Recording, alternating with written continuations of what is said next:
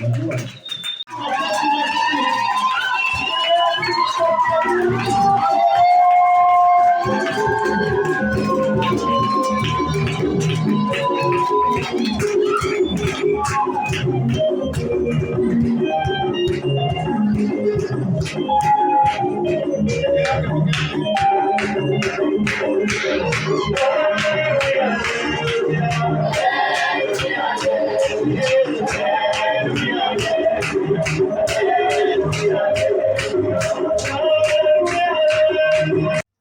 mwingi kuna mataifa mengi kama kwa mfano Wahindi. Muhindi, sikiza vizuri sana. Muhindi akigonga gari yako akosee au ukimgonga, atakwambia samea mimi, please samea mimi. Ndio kwa gari, tengeneza gari, mambo ishe. Kama mpipa kwa gari yako ngani, utashinda hapo, polisi ikuje, magari yote yaende polisi. Kae kule hata mwaka. Baada ya kumaliza maneno. Kumbuka maandiko itakusaidia. Hata wakati ambapo unapochukua mzigo wa kwanza kugombana na mtu, kumbuka kwamba ugomvi inaleta maafa. Ugomvi inaleta hasara. Ugomvi inaleta watu kuuana. Kuwa mtu mzuri wa kukumbuka. Nilifundishwa neno hili kanisani, nisiwe mtu wa kubishana na mtu.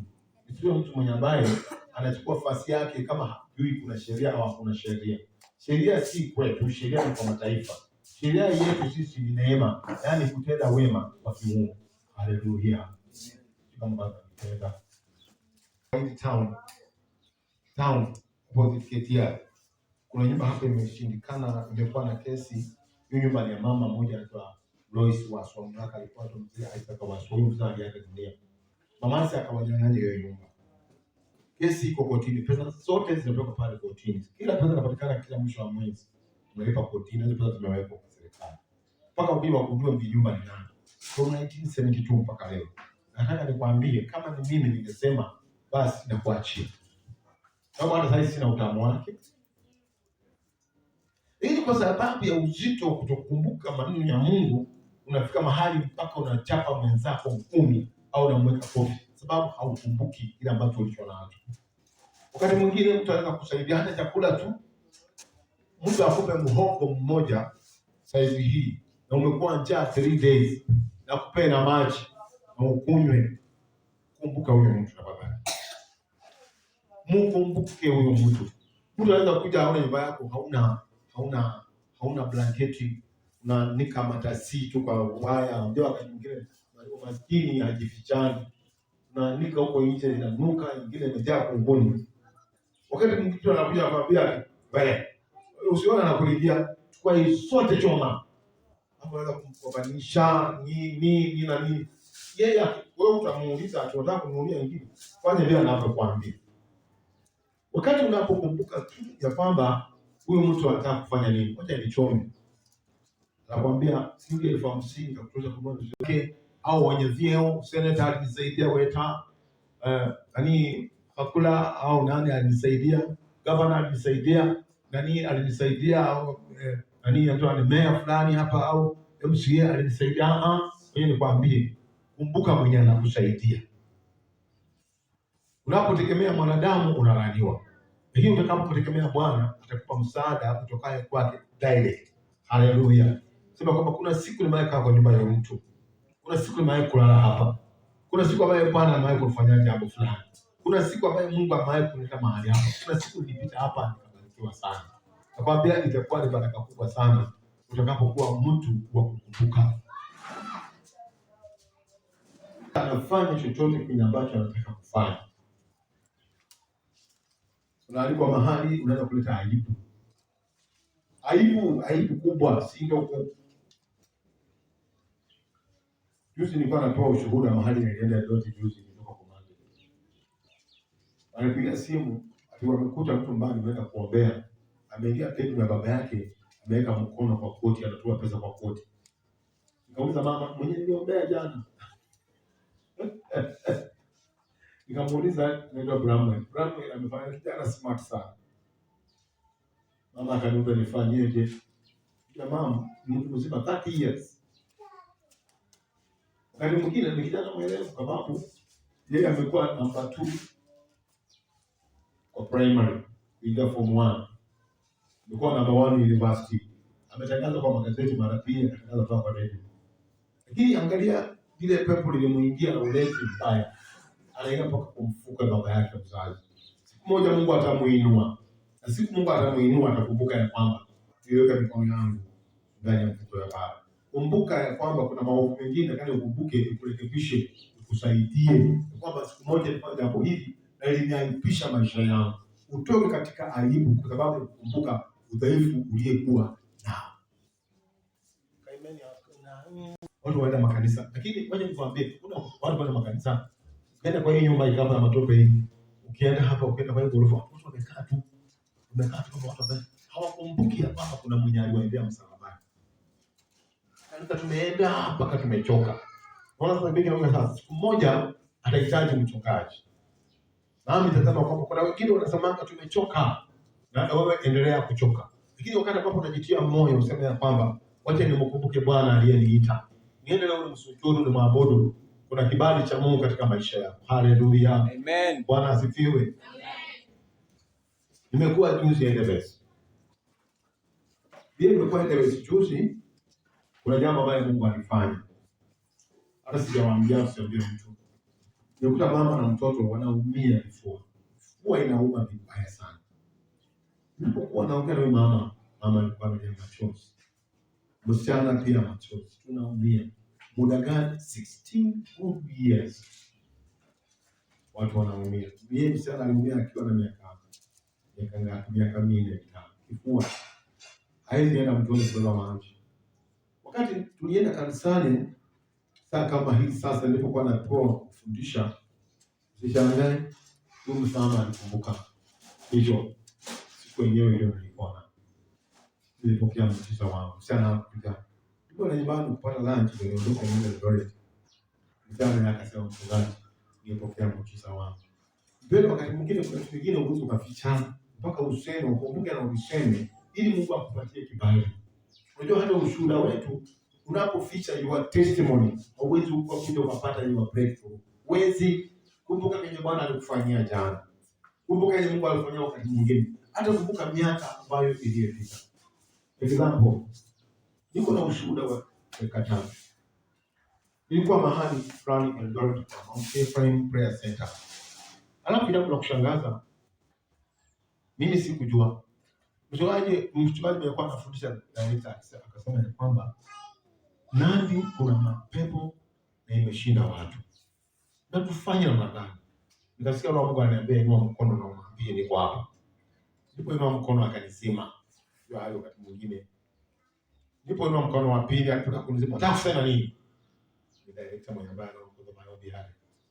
Kaambia kuna jambo. Unaongea juu ya mapepo. Shukuru Mungu nyumba inaishi ndani yake. Mapepo ilikaa ndani miaka 42 mpaka saa hii. Niko mahali pale. Namba 2 nimetoa watoto wawili, mmoja mrefu, mmoja mfupi. Na Mwarabu nikaambiwa hawa watoto naambiwa waombe mmoja huyo awe mrefu. Kaambia Mungu nataka kuniletea Waarabu kanisani. Naomba ilikuwa kitu saa 8 saa 9 mchana. By saa 10 ya saa 8 usiku mtoto alikuwa amekuwa mrefu na wakaniletea mtoto kanisani. Ikawa ushuhuda mkubwa sana mji wa Kokoma. Niko watu wawili wamezaliwa mapacha, mmoja mrefu, mmoja mfupi.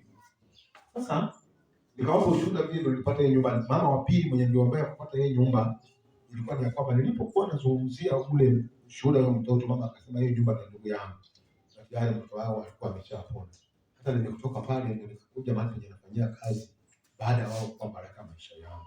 Nikatoa ushuhuda, nikasema nienda Kakamega nikutana mama mmoja amekufa. Siku ambayo alikuwa amekufa siku ngapi? Mama huyo ametolewa maiti na Nairobi, amekuja kuzikwa nyumbani Kakamega maiti na Magonga. Amefanywa postmortem, pamba inawekwa kwa tumbo. Nikatoa ushuhuda kwa watu karibu 1000 na mimi sikujua. Kumbe ukumbuka ni baraka kubwa sana. Nilipokuwa nataja yale maneno, nikasema huyu mama, niliambia watu kama uko hapa kati yetu na unajua huyu mama hawezi pokea muujiza wake, please karibu achao. Watu wakatoka nje, tulikuwa wengi. Nikabaki na mke wangu mzuri huyo hapa. Kijana wangu alikuwa mchezaji wa keyboard wangu anaitwa James Ruko. Alikuwa kwa mkutano siku alimuona. Yaani Mungu afanye nini? athibitishe. Wakati tulipokuwa tunamalizia ushuhuda wangu, sijakaa chini, kijana akainuka, James Oruko. Yeye hakuomba ruhusa kuinua mkono, akasema mimi niliona huyu mama akifufuka, mimi ndio nilikuwa wa mwisho kutoka. Mama huyo aliomba soda na maji, wacha watu duu kanisa kama mchafuko, dakika 3 peke yake. Baadaye akasema hata kuna mtoto mwenye ambaye aliletewa, huyo mtoto anatoka Samoya. Huyo mtoto alikuwa naye pia ameaga dunia saa 8 na saa 2 walikuwa wamemletea manambao, wamekuja wamekataa hiyo, kwa sababu ushuhuda huo wakati ule huo. Huyo manambao alikuwa amejaa, anasema tunasikia bishop au anaombea watu wenye wamekufa na kufuka, na asipoombea huyu tunaenda kumchoma na petroli. Nikasema oye, kwanza mnunue petroli nyingi na mlete. Na nikaingiza mtu ndani ya kanisa, nikaondoka kwa sababu nakwambia ushuhuda bad life. My wife uwezi danganya mtu wako hapa. Na wafu akaendelea kutengenezea uji. Wakati nilikuwa naomba, nilikuwa naelekea miaka 9. Nilikuwa nakula tu siku ya Jumapili peke yake leo hii. Lakini from Monday, Tuesday, Wednesday, Thursday, Friday, Saturday, siku 6. Tena nikule siku moja leo. Tena niendelee. For 11 years fasting and prayer. Nikaona Mungu anafanya mambo makubwa. Na nilipoona mama huyu amefufuka, moyo wangu ulipata amani, mpendwa. Watu walifurahi kule sasa Kakamega. Sasa nilipotoa ushuhuda huo, nilipotoka tu nje hivi, nilitoka na kikundi cha watu. Watu walijaa. Mmoja ananiambia kutoka niombee kwangu nyumbani, twende ufanye nini? Hata mahali ambapo nimekuwa Endebess, huyo alijui, aliomba director simu. Niambia bishop au nipe namba ya simu nimpigie. Nikaitwa, nikaenda kule mahali ambapo panaitwa Endebess. Nikamstoni kwa wanawake huko. Hata niambiwa mahali nilikuwa mwisho, tunaambiwa kuna ndovu, kuna wanyama. Tukaa huko, hata ukioga usiku huko hawana mabafu. Unaongea nje usiku mpaka unaogopa hata kuingia. Usisikie kibaya na vile chui amekuja au sio chui. Na nikasema huyu ni Mungu. Hallelujah. Welcome to man of God. Njoo, kuna mama baba anaua watoto wake. Hapo na mapepo ya kuua. Nikaenda kule. Unajua mpaka unaogopa wakati mwingine kidogo. Nilipofika huko, hallelujah. Nikajikaza sasa, nikaanza sasa nimeingia kwa mapepo kama zilikuwa kwa nyumba ile sasa. Nikaomba. Nikapewa watu 4, wajukuu, ameua wajukuu 2, wake 2. Imagine wameniita kwenda kuombea mwili ifufuke na mimi sina habari. Mungu naye hakutaka mtoto afufuke. Nielewe vizuri. Nilitoka hapa saa 12, nilifika Dodoma saa 3. Nilikaa kwa gari, wamechukua pesa zangu na sina pesa zingine kwa mfuko, na wakati nilitembea kama kuli. Wewe nikwambie. Nikasema leo ndo nilikuwa na pesa ningeingia nyingine niondoke na nisafiri niende Kaptabe. Wow. Wanafanya kitu sasa. Hallelujah. Tenda kitu. Sasa bwana nusu from saa 3 ndio naondoka. Nikakuta wanaweka mchanga ya mwisho. Wakasema Mungu ndani ya Kenya, ati mhubiri amefika. Wakaniambia simama huko usikuje kwa hapa. Wakapoenda mtoto wa mwisho ni baba ameua. Sema ni sawa. Sasa nisikia tu network imetoka kama ndio. Hallelujah. Nimeingizwa kwa nyumba. Wakaniletea chai. Sio mpesa wa kula tu sawa ovyo kama unaenda kula ovyo. Sasa mwingine kataa kukula bwana. Pia wako na heshima zako bwana. Unajua kikombe ya mabati nilikuja miaka sijui ya 70 na hapo ndio kikombe ya mabati, chai, maziwa, nikunywe, mikate, soda. Nikaona vile nikataa chai, hata soda na mkate sitakunywa. Vile nimekataa hii, hata hii sitakula. Haya. Nikafundisha upaki kashuka, mapua ndio inatoa tu jasho peke yake. Nikasema sasa anointing imeshuka hapa. Nikasema mnishie mzee huyu mwenye anaua watoto huyu sasa. Wakaenda wakamwita msaka kaambele yangu pale. Watu wamekuja 31 of them. Ni hesabu 31. Niliangalia kando nikamwambia mzee, Biblia inasema mzee, ni mbaya sana mtoto kukufa kabla ya babao mama. Ibaya inanuka. Akaniambia nipatie kifungu. Kitabu cha Mambo ya Nyakati kama sikosei 24 mstari wa kwanza. Musa akaonya Haruni, watoto wako wanakufa ovyo. Kwa nini? Sasa akaniambia, unajua ameweka kofia kwa kisha amesahau kuna kofia. Niona kofia anatoa kofia. Kofia juu ya stool. Nikasema I salute you Jesus. Bwana nakusupport sasa. Kanduka machozi. Mimi. Sasa unyamaze, mimi siongea. Wewe utalia kama mimi nimemaliza pangusa machozi sasa. Pangusa machozi. Nisikia akisema tu neno moja. Ukirudi hapa, sijapa maneno. Ukirudi hapa. Ninanunua mbuzi 2. Moja utakulia hapa. Mjiandae uweke transport kwenda kula mbuzi. Hizo zimaliza mbuzi. Hata kakota sasa zimaliza. Ukuje ukule mbuzi. Alafu ya pili utabeba unayo boma. Na hiyo sileti. Nikileta maana ulikuwa umekataa kwenda ukakula. Itakuletea shida. Ya mzee sasa niko na ushuhuda kidogo. Yaani kupatia ushuhuda. Nilienda Uganda. Kwa mpaka wa Uganda na Rwanda. Nikakutana na mama mmoja msichana amegonjeka vibaya. Nikamuuliza mama, kuna shida gani? Nikaona haongei. Nikamwambia watu. Wakati mwingine wachungaji bishop kwa hekima. Hata tu wewe na mtu anambeba na mtu.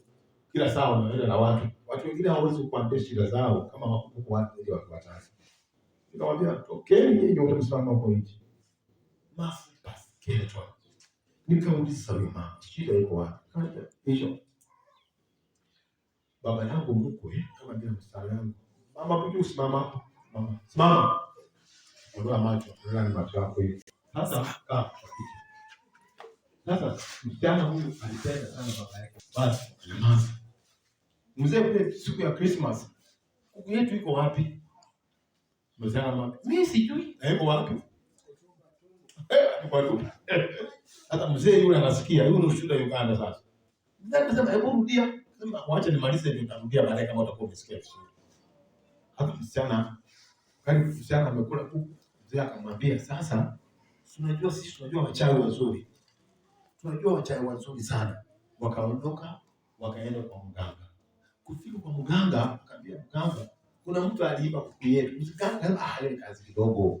Kazi kidogo hiyo. Tunaruka hiyo sasa. Imagine niko na msana yangu. Mimi sina habari amekula kuku yangu. Sijui naelewa mzuri. Na yeye amekula kuku kwa tumbo na mimi naye kustaki huko. Wakati mzee alifanya maushikilati kama msana wangu akaanza kuumwa na kichwa. Miaka 11 akabaki skeleton. Hakuli halali. Ndio kwa nini nikamwambia kuna shida gani? Sijui. Ninagonjeka tu. Miaka ngapi? 11. Tumbo bado gani kwa tumbo tena msumbua.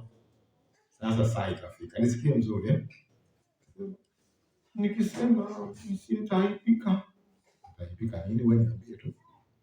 Tulienda kwa soko, tukanunua kuku na baba. Ilikuwa ni tarehe 25 Christmas.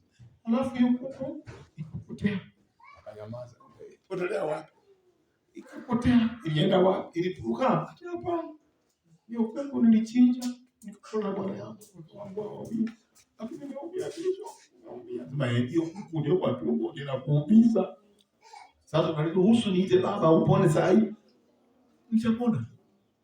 Nitapona. Hebu niite baba. Baba akuja. Msichana amesema amevaa nguo, she's okay. Huyo mzee kule alisema mbuzi nitatoa. Mpendo, kuna vitu vingine vinaweza kutufunga tusipokumbuka hata dhambi zetu tulizofanya wakati mwingine. Unaweza kukonjika ukafungika. Na Mungu anangoja dependence ya moyo wako. Mungu anangoja uvunjike ili aweze kukurejesha. Lakini shida ni moyo ya kwamba hata ukikuuliza ulifanya, angalia hapa. Ulifanya. Akasema hata afadhali nikufe badala ya kutambua. Msichana alipopona, si kuuliza transport ya kutoka Kagadi kwa mpaka wa Uganda kuja Kampala. Transport ni mwanzo kwa bwana. Nipata almost 1.7 million. Ni transport peke yake. Ndio pesa mingi pesa ya Kenya. almost 40,000. Nika hapa niko sawa, mama nipigia simu, sukari imeisha, nikao huko siku 31, anambia chakula imeisha ambao ulipeana, ndio kama nakutumia pesa sasa. Haya, sababu ya kufanya kile kusudi Mungu anataka. Mbele usipovunjika na kukumbuka makosa yako, kukumbuka dhambi zako. Ndio kuna mahali Biblia inasema kwamba msikumbuke mambo ya kale, lakini dhambi inakupeleka mahali pabaya, hata inakufanya ukose kupata breakthrough ya moyo wako, sababu hiyo dhambi uliyoifanya. Na mhubiri mmoja alipiga akasema hapa tu, akasema kama hujawahi kuiba, inua mkono juu. Kama hujawahi kuiba hata kitu kimoja, inua mkono juu. Unajua unajifanya Mungu wako. Hebu sana safari saa hii. Haya. Niulize. Bwana pamoja na mimi. Haya, haleluya. Umeiba. Nipa mkono. Mama kuiba amekuwa wa kwanza huko nyuma. Kula kuku ya wenyewe. Amen. Alipohubiri hivyo akauliza swali, wewe pesa na wewe mume wake? Uliiba ni ndizi, mhogo, mboga. Ati ujanja. Ni wizi tu. Ambazo tumefanya kuona uliiba nini mwa? Yaani fumbo tu kwenye uliiba kwanza. Awali ni mingi. Nataka tu mmoja ya kwanza. Mimi yangu ilikuwa ni mayai. Nilikuwa nachukua huku ikienda kutaka ya mama, ninatanga kwa mkono. Imagine ilikuwa 4 years. Na nakumbuka mpaka leo. Alafu kishataka ili naambia mama, leo mimi unapiga ugali. Unaelewa? Na network imetoka. Haijatoka. Network haijatoka. Imetoka. Imetoka. Inamaanisha nini? Nitapiga ugali, nafanyaje? Unaona ule wa kuku amejipa